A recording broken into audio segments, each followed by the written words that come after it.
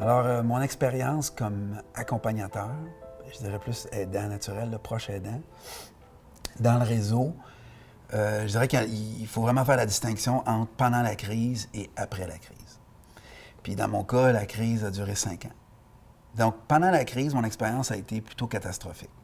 C'est-à-dire que les mots qui me viennent en tête, c'est solitude, choc, frustration énorme devant l'inaction, devant le manque d'encadrement puis d'accompagnement. Mon expérience comme accompagnateur dans le réseau, pour moi, ça n'a pas toujours été facile. Au tout début, on devient un peu perdu, on regarde notre garçon, puis on se demande ce qui se passe. On ne le reconnaît plus. Ma conjointe me disait, c'est l'adolescence, mais je me disais, c'est plus que ça n'a aucun bon sens, tout ce qui peut se passer. Moi, je pensais que c'était de la délinquance au début. Alors, le temps d'avoir le diagnostic, oui, je suis allée voir dans le réseau, le CLSC dans le temps, voir une intervenante pour voir comment moi je pouvais aider, qu'est-ce que je pouvais améliorer dans ma façon d'agir pour l'aider. Mais j'avais pas vraiment de réponse qui me dirigeait vers ce que j'avais besoin. Les mois ont passé, puis à ce moment-là, on a entendu parler qu'il y avait un organisme, le Sillon Beauce-et-Chemin, qui, encore là, sans avoir le diagnostic précis de mon garçon, à quelque part, on s'est fait diriger vers cet organisme-là pour aller chercher un soutien pour nous enseigner à quelque part comment fonctionner avec cette problématique-là, parce qu'il faut dire qu'on devient désarmé quand ça nous arrive du jour au lendemain comme ça, là, puis on ne comprend plus rien. Là. À quelque part, c'est difficile à expliquer toutes les choses qui peuvent arriver. Puis heureusement qu'il y a eu le sillon dans cet organisme-là, parce qu'aujourd'hui, c'est sûr et certain que ma conjointe et moi, on serait pas ici aujourd'hui à vous parler de tout ça.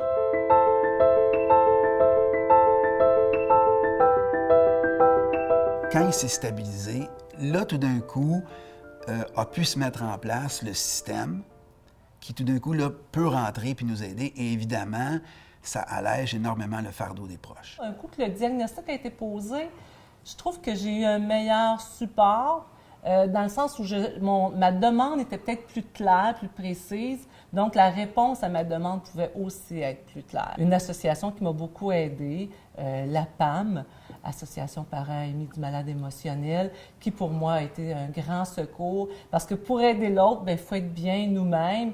Alors, en allant chercher de l'aide pour soi, bien, on est plus fort pour aider l'autre. J'étais la bouée de sauvetage, si vous voulez. J'étais un petit peu la personne ressource à tous les niveaux. Souvent, le lien avec le reste de la famille se faisait via moi, à travers moi. Et au début, j'ai trouvé ça assez pénible. Je me suis même perdue un peu là-dedans. Et pour finalement, avec l'aide de regroupements comme la PAM et des recherches, des thérapies, tout ce que vous voulez, j'en ai fait beaucoup, j'ai réussi à apprendre à être plus, comme m'avait dit le psychiatre au début, détachez-vous émotivement. Je ne suis pas arrivée à ça, mais je suis arrivée quand même à voir mon rôle différemment, à permettre à l'autre de prendre sa vie en main. Je ne peux pas décider pour lui, je ne peux pas le faire à sa place. Par contre, je peux être présente. Et c'est actuellement le rôle que je joue et je trouve ça extraordinaire. Parce que quand il va bien, j'en profite. Puis quand il va moins bien, je m'ajuste. Le rôle que je joue, c'est un rôle de soutien plutôt émotionnel. Il m'appelle à tous les soirs, alors on se parle, il a besoin de ça. Dépendant de ce qu'il me dit, c'est le soutien pratique aussi qu'on lui donne. S'il a perdu, la semaine dernière, il avait perdu, ou peut-être qu'on lui a piqué sa carte au puce. Et donc, ce que je fais, c'est que je sonne l'alarme. Parce que maintenant, on fait plus équipe, mais c'est récent ça, avec Sim, les frères, Amanda. Alors, j'envoie un email à tout le monde pour que tout le monde sache qu'il n'a pas sa carte au puce. Et puis, qu'il faudrait essayer de l'aider parce que sinon, il passe sous la passerelle et puis ça fait des problèmes. Si jamais Nathalie, ma mère, a des problèmes ou les gens n'écoutent pas vraiment, moi, j'avance et je commence à comme être un défendeur des droits de Philippe.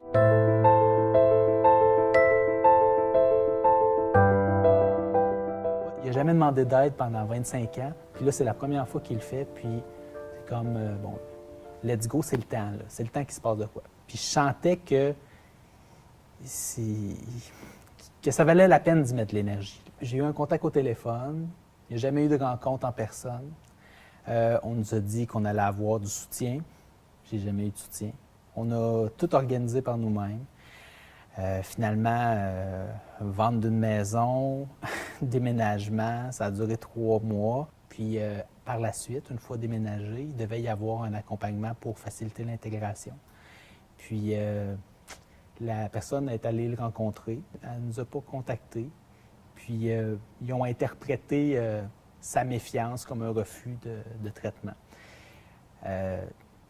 Moi, j'ai vécu de la colère là-dedans parce que, tu sais, en plus, on était à distance et tout ça. Je me suis pas senti soutenu du tout. La loi de la confidentialité, c'est l'obstacle numéro 1 sur lequel va se buter le proche aidant qui veut aider, mais finalement, quand il rentre dans le système, après avoir vécu, parce qu'en passant, les familles et les aidants naturels, c'est la première ligne, là. C'est nous qui prenons la charge des petites causes puis qui devons réussir à se rendre jusqu'à l'urgence. Bien, quand on arrive là, on se frappe devant les portes fermées. Alors, est-ce que tu sens que tu es accompagné ou soutenu? Bien, pas du tout. Tu sens juste que tout d'un coup, il y a quelque chose de complètement absurde qui se passe, qui est un peu une folie, en fait. Tu fais comme, attends une minute, là, moi, je m'en occupe, c'est mon frère, j'arrive ici, puis là, vous refusez de me parler sous le couvert de la loi de la confidentialité. Je comprends pas, là, il est hospitalisé, vous venez de l'enfermer, puis là, vous allez lui demander la permission, savoir si vous pouvez me parler. C'est Kafka, là. Tu rentres là-dedans, là, tu t'en reviens pas, là. C'est comme incompréhensible. La frustration est immense. Puis là, le problème qui se passe, puis je vais le souligner en rouge, là, c'est que pour la plupart des gens qui sont pas, disons, pugnaces ou très entreprenants, puis qui prennent pas non pour une réponse, bien, eux, ils vont se sentir comme intimidés dans tout ça, les familles puis les aidants naturels. Alors là, ils vont se faire pousser sa voie de service. Il y a une espèce de prise en charge du système qui considère que, OK, nous, on vient d'arriver, on prend en charge, puis là, on ne prend pas en considération les proches. Pour moi, c'est très important que la transparence soit là avec les familles pour que les familles sachent à quelque part quoi faire, comment fonctionner, comment parler à la personne prise avec la problématique, comment l'attitude qu'ils doivent adopter pour, bien entendu, être dans la même direction que les intervenants. J'étais intervenante, par exemple, dans un SUV. J'aimerais rencontrer la famille. J'aimerais savoir qu'est-ce qu'elle en pense. Souvent, la vision de la famille n'est pas la même chose que qu'est-ce que la personne vit. Mais de les mettre en contact ou du moins essayer d'être en collaboration ensemble, ça pourrait probablement aider à trouver des solutions, puis à amoindrir un petit peu des fois le conflit qu'il pourrait y avoir. Travailler avec la famille, c'est tu peux d'une part diminuer des relations qui sont un peu plus conflictuelles ou toxiques, puis que ça contribue à améliorer l'état de la personne, ou tu peux justement mobiliser un potentiel de soutien qui est peut-être désengagé parce que le proche ne sait pas trop, parce que le proche a été blessé, parce que le proche, il a eu mal aussi là-dedans. C'est un levier incroyable d'intervention. Parce que c'est ça qui reste par la suite. T'sais, une fois que la situation est stabilisée, une fois que la personne a atteint un certain niveau de rétablissement, une fois que l'équipe se retire, c'est la famille, c'est le réseau qui reste. J'ai souvent été au CLSC, à l'hôpital, pour avoir des suivis avec des intervenants, mais je n'ai jamais gardé. Je ne suis pas assidue dans les ressources, là, je les utilise pas assidûment. Quand j'ai besoin, oui. Quand je n'ai pas de besoin, je n'ai pas de besoin. J'ai besoin de ma famille, certains de mes amis. Quand j'ai besoin, si jamais j'ai besoin, je vais à l'hôpital. Je me fais transférer à l'UIB. L'UIB, c'est une unité d'intervention brève. Je fais un petit séjour là, la crise passe, je reviens, tout est beau. Cette équipe-là, c'est-à-dire le CIM, faut mentionner que mon garçon était en résidence à un certain moment donné, puis cette équipe-là était en place. Il y avait un psychiatre, il y avait un intervenant, il y avait quelqu'un en toxicomanie. Les œillères se sont ouvertes un peu plus. Il était beaucoup plus attentif. Parce que c'est sûr qu'il se sentait appuyé au bas du mur parce qu'il savait si bien que s'il n'allait pas dans la bonne direction, il avait le pouvoir de le ramener à l'endroit où il était dans un premier temps quand il a été hospitalisé, puis c'était vraiment barré, là. C'était vraiment contrôlé 24 heures sur 24. Puis il y avait des rencontres aussi régulièrement avec les parents qui nous faisaient un compte-rendu des progrès de mon garçon, avec où ils en étaient rendus, s'ils avaient atteint les objectifs. Dans le groupe SIM, il y avait aussi, bien entendu, un père aidant qui était là pour rendre visite à mon garçon, pour le guider dans différentes démarches, pour l'appuyer, bien entendu, pour lui donner un support. Puis, bien entendu, Olivier se sentait à quelque part soutenu, puis de voir qu'il n'était pas tout seul. Depuis qu'il est là, il est vraiment mieux entouré au point de vue médical. Il est plus entouré parce que il n'y a pas le choix. C'est une maison de désintox, mais ouverte. Alors, il n'y a pas de parure, il peut sortir, il peut même aller consommer. Évidemment, il y aura des conséquences. Moi, je me sens soulagée parce qu'enfin, il est pris en charge. Hein? On ne fait pas juste dire, bien, prends tes pilules, puis bon. Alors, ça, c'est un gros plus. L'équipe SIM est très importante dans la vie de Philippe. Mais c'est comme qu'il ne voit pas et ne respecte pas toujours où Philippe est et ce que lui, il peut faire dans la vie. Ça n'aide pas Philippe, au fond, si on lui donne des choses à faire, des objectifs qu'il ne peut pas faire et qu'il n'a jamais pu faire. Ça fait 30 ans plus qu'il ne peut pas faire son lavage tout seul. Le déménagement approchait la semaine suivante, puis il était incapable de faire ses boîtes. Ça aurait pu être une intervention SIV. Et je l'ai coaché plusieurs fois par jour à faire une boîte, ensuite une autre boîte, pour finalement réussir à faire le déménagement à distance. J'aurais aimé avoir du support, de la collaboration à travers tout ça. Si j'avais vu les proches aussi impliqués, j'aurais tout fait pour les soutenir. Parce que pour moi, soutenir la famille, c'est comme soutenir la personne. Tu sais, s'il y a un effet de levier, un effet multiplicateur. À vrai dire, on les connaît très peu, on a très peu eu de contact. Moi, je pense que c'est une équipe qui était prise dans le roulement quotidien, mais ça faisait surtout pas partie de la pratique, de la culture. Moi, c'est le sentiment que j'ai eu. Autant que le médecin ne nous a jamais téléphoné pour se coordonner. Ça aurait pris un petit 10 minutes, juste nous donner quelques cues. Je dirais qu'il y a une notion d'humilité qui est très importante que les intervenants doivent comprendre. Vous êtes de passage. Il va y en avoir beaucoup comme vous qui vont passer dans la vie d'un patient. Alors que l'aidant naturel, le proche aidant, est là pour la vie. Comprenez que votre rôle, à mon avis, devrait surtout être d'identifier, d'accompagner puis d'aider le proche aidant et lui faire comprendre comment lui va pouvoir accompagner cette personne-là pour le restant de sa vie. Le problème qui arrive souvent avec les intervenants, c'est qu'ils ont un protocole, des programmes, fait qu'ils vont s'essayer. OK, marche pas. Puis là, finalement, après avoir parti avec plein de bonnes intentions, ils vont se rendre compte que, bon, mais le patient, il collabore pas tant que ça, il veut pas, il n'y a pas de volonté. Ben oui, bienvenue dans la schizophrénie. Et là, ils vont un peu l'abandonner. Tu sais, une espèce de jugement qui va se passer, genre, bon, ben écoute, il veut pas, il n'y a pas de volonté, ça sert à rien. Alors, eux, ils ont comme, tu sais, c'est presque, on sort les tempes, pop, tu sais, non, marche pas. Tu sais, ça m'est arrivé à plusieurs reprises de dire, excuse-moi, là, mais c'est pas toi qui va décider que mon frère va devenir itinérant. Avec les gens comme Philippe, il y a beaucoup d'entre eux avec la schizophrénie qui vit la vie d'itinérance, qui n'ont pas de famille autour d'eux, parce que c'est des cas très difficiles. Allons-y au jour le jour. Prenons ça comme ça vient.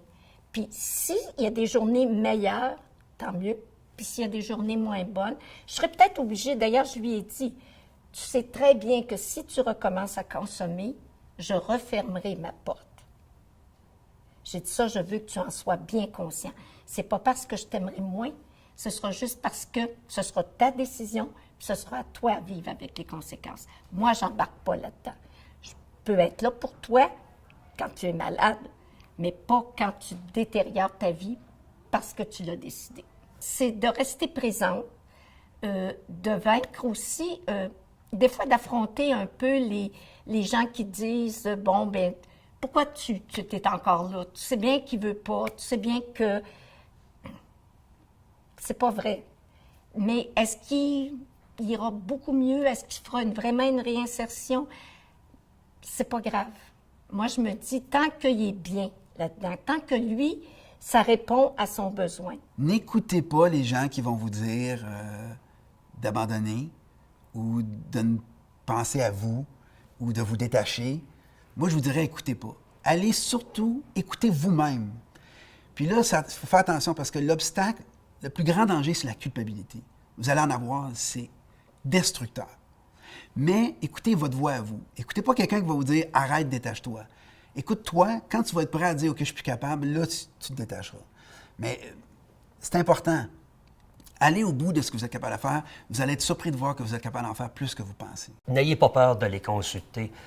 Il y a plein de ressources, plein d'organismes qui sont là à votre portée, qui font en sorte que vous allez avoir une meilleure compréhension de la problématique. Vous êtes vraiment le phare dans la nuit. Fait que dans la grande noirceur, là, vous allez l'aider, puis vous allez voir, puis un jour, vous allez vous en sortir. Vous allez voir, c'est extrêmement valorisant. Alors lâchez pas.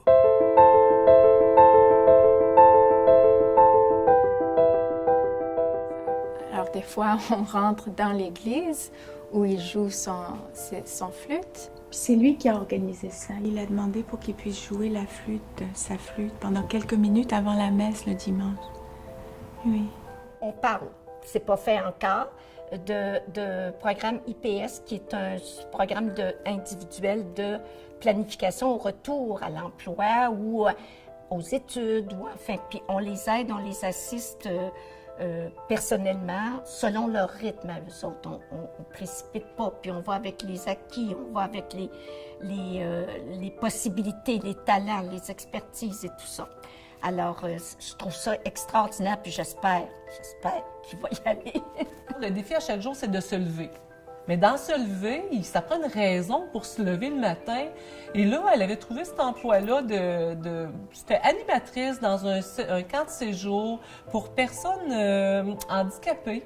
J'étais allée la chercher, puis elle est rentrée dans l'auto en pleurant. J'ai fait « Oh non, pas encore une crise. » Puis elle fait « Non, j'aime tellement ça, mais je suis fatiguée. »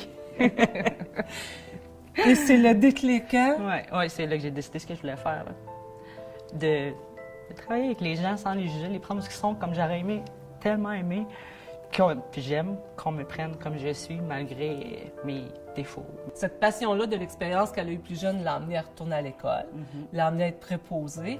Mais moi, je dis, tu es capable de prendre les gens où ils sont, sans les infantiliser, en les prenant avec leurs forces, leurs faiblesses, et de les faire grandir à partir d'où ils sont. Puis aujourd'hui, je peux vous dire que ça va beaucoup mieux. Je ne joue pas de ça, puis ça fait spécial un petit peu en dedans. Il y a un petit moton qui monte. Il a retrouvé son permis de conduire.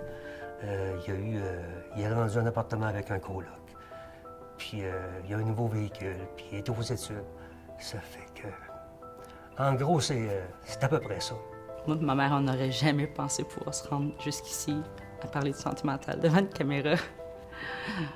Puis dire que je suis en rétablissement.